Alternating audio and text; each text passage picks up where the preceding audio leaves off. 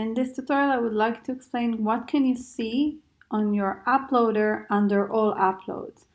All uploads give you a view, a report view of all your bulk upload, and it's only talking about uploads that you've uploaded in bulk immediately and not scheduled upload calendar. The report for the scheduled upload calendar you'll see in the scheduled upload calendar, and it's two separate things.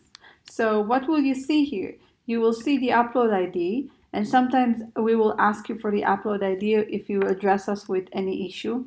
When you've created the upload, the total upload items that you've uploaded in the upload file, in the CSV, or maybe that you have copy-paste into the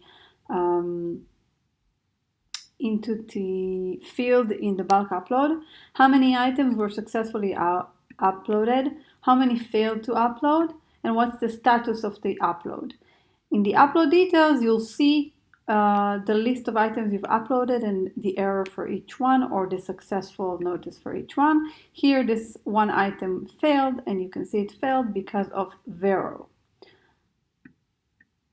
And then you have another option here, download as scenes, and that also refers to any other product identification from other suppliers.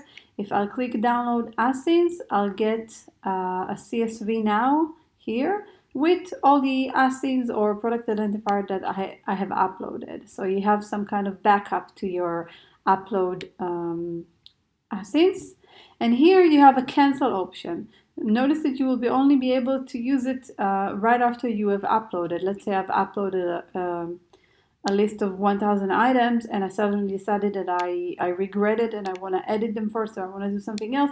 I'll have a button here, a red button, to click cancel and stop the upload. That's it about the all uploads. See you in the next tutorial.